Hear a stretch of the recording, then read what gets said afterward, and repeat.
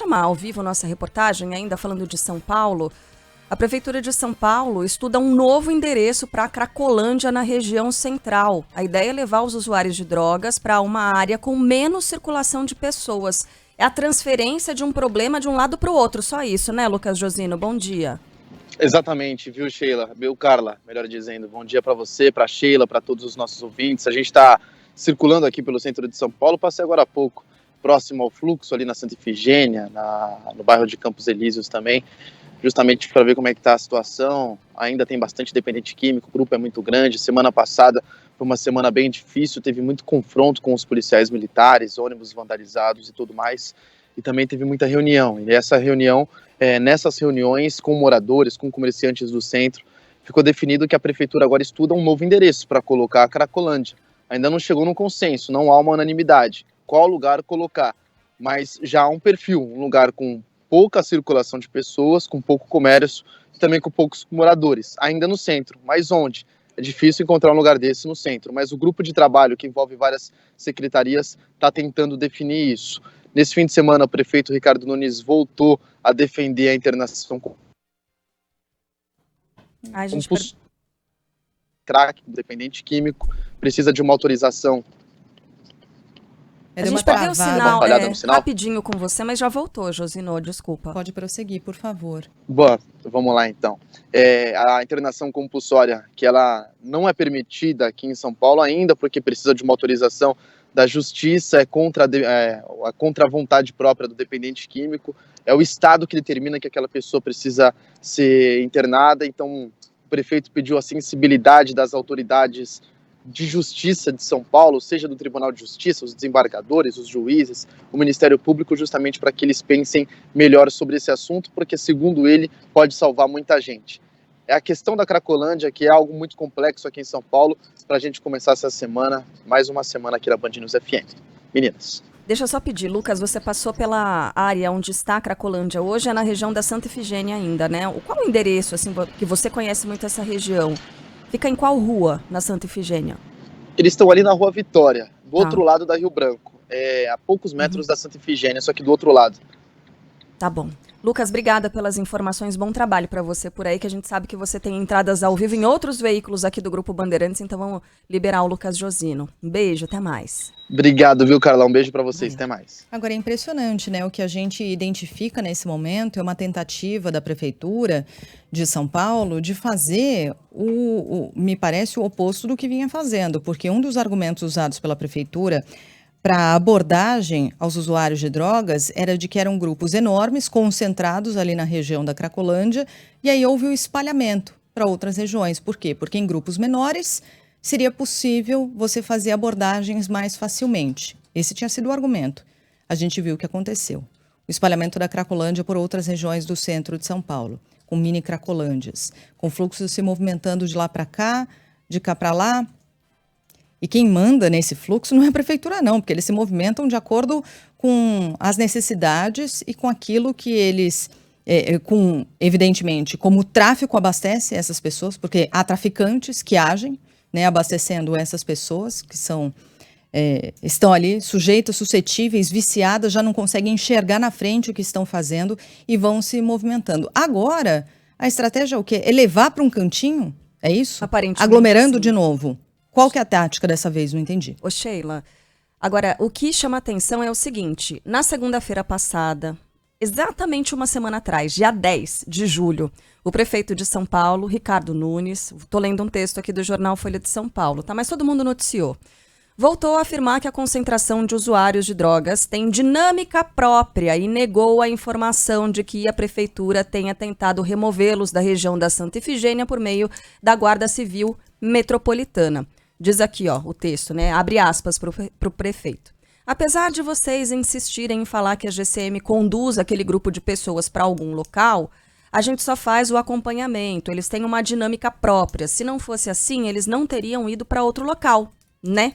Disse Nunes ao ser questionado sobre esse assunto na última segunda-feira, dia 10, durante evento na Zona Leste. Pois bem, uma semana depois, agora a prefeitura admite que essa é a tática, né? Essa é a tentativa de arrastar esse grupo para um outro ponto e agora um ponto menos movimentado. Você imagina o que vai se tornar essa área da cidade?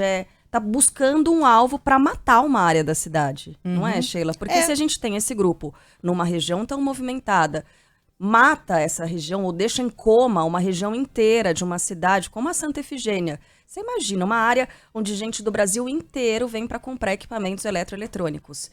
E ainda assim os comerciantes têm que fechar as portas. A Santa Efigênia, quando ela tem todos aqueles problemas de segurança, porque a gente sabe que tem batedor de carteira, sabe que tem gente furtando, até roubando, né, assalto à mão armada, quando não se tem esse fluxo dos dependentes químicos, é uma região que tem clientela o tempo todo, 7 dias por semana, e se deixar essas lojas abertas de manhã até a noite, vai ter cliente. Agora, a região sofrendo muito por causa justamente dos dependentes químicos.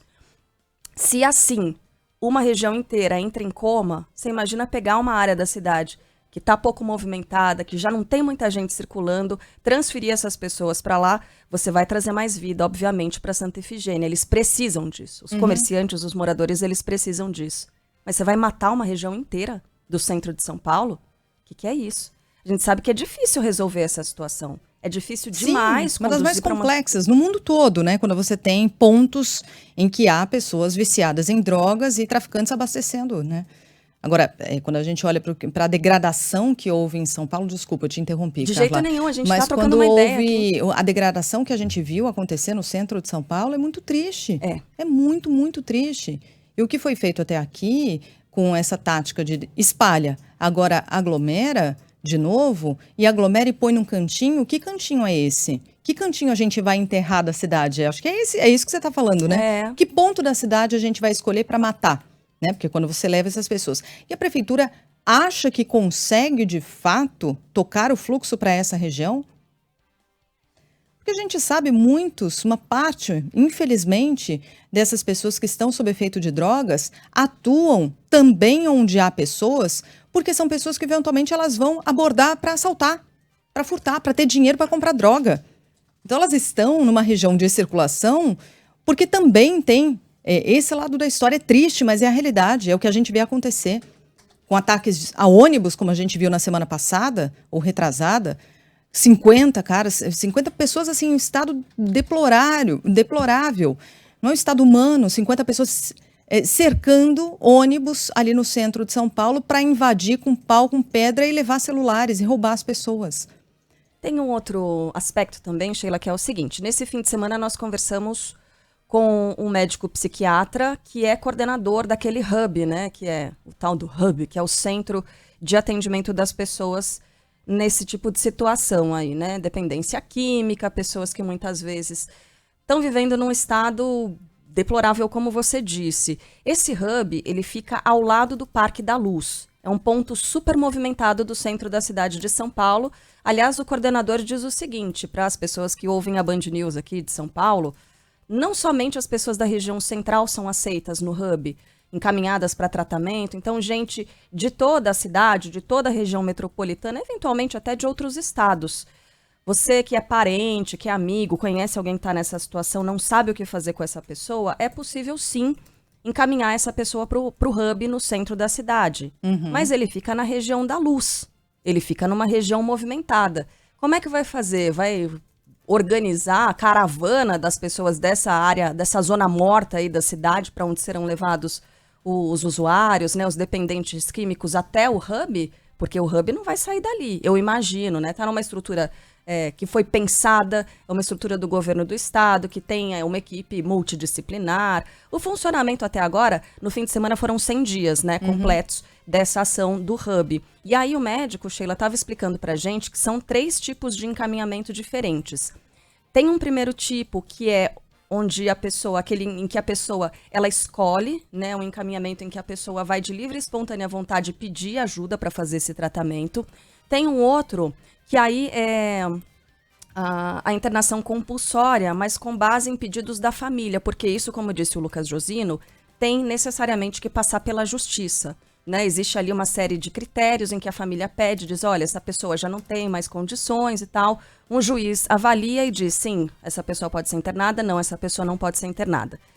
E o terceiro tipo é quando os agentes da prefeitura, os agentes do governo do estado, também seguindo uma série de critérios pré-estipulados, né? Eles dizem, olha, essa pessoa não tem a menor condição de se manter aqui. Ela está com a segurança dela e segurança de outras pessoas, colocando em risco a segurança dela e de outras pessoas. E aí essa pessoa é encaminhada para um tratamento também. Então, é um projeto que, pelo visto, tem muito potencial para encaminhar essas pessoas e para que essas pessoas se recuperem, mas ele vai ficar isolado, então, do novo fluxo, da zona morta da cidade, é isso? Isso tem que ser levado em consideração também. Né? Bom, a gente vai voltar já na programação para São Paulo a falar sobre esse assunto, sobre a Cracolândia em si, sobre essa ideia da prefeitura, mas também mais sobre esse hub que completou 100 dias, como a Carla falou, e que funciona muito bem. Né? É preciso que se reconheça que até aqui o atendimento tem sido praticamente de excelência. Quando você olha o caso a caso, a gente teve a série especial na semana passada de reportagens do Juliano Dipp, também mostrando um pouco de como é esse atendimento, mas só isso, evidentemente, não resolve. É um passo, e um passo importante. Esse atendimento tem sido importante na complexidade do problema, mas vai muito além, né? Vai além, a gente vai voltar ainda a falar sobre isso na programação para São Paulo.